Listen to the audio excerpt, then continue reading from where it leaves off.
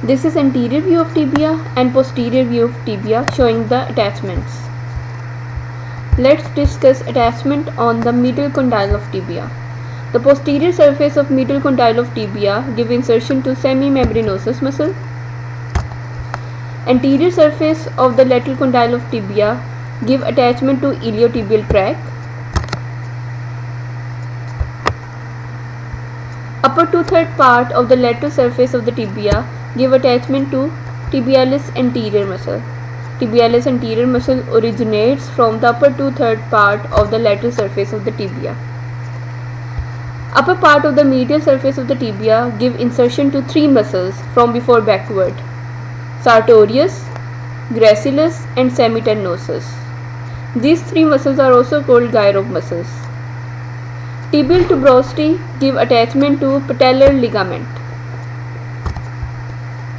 On the posterior surface of the tibia has a soleal line that give attachment to soleus muscle.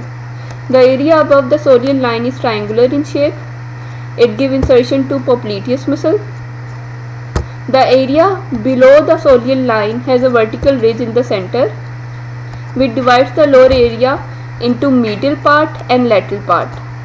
Medial part give origin to flexor digitorum longus muscle, and the lateral part below the soleal line posterior surface give origin to tibialis posterior muscle. Medial malleolus at its lower border give attachment to deltoid ligament. Articular margins on the inferior articular surface of the tibia bone, anteriorly and posteriorly, give attachment to capsular ligament. Anterior border of the tibia give attachment to deep fascia, and the lower part of the anterior border of the tibia also give attachment to superior extensor retinaculum. This is the superior view of the tibia showing 2 condyles, medially medial condyle, laterally lateral condyle and intercondylar area. As we know that medial condyle has central concave area and peripheral flattened area. Flattened area give attachment to the medial meniscus. Medial meniscus that separates the medial condyle of tibia from the medial condyle of the femur bone.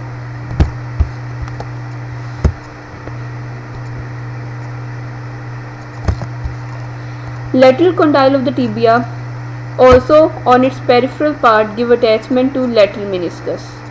Lateral meniscus that separates the lateral condyle of the tibia from the lateral condyle of femur.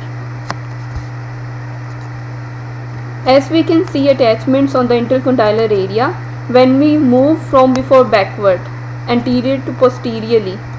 First of all, there is attachment of anterior horn of medial meniscus. As we can see, this is medial meniscus. So anterior horn of medial meniscus is attached anteriorly on the intercondylar area.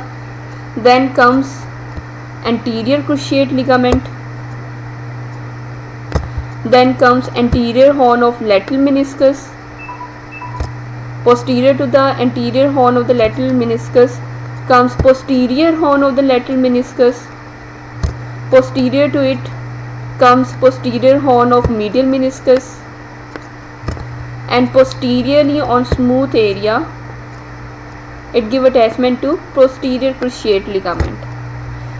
So this is the sequence of attachments on the intercondylar area. Again, from before backward, first of all there is attachment of anterior horn of medial meniscus, then anterior horn of lateral meniscus, anterior cruciate ligament, posterior horn of lateral meniscus, posterior horn of medial meniscus, posterior cruciate ligament.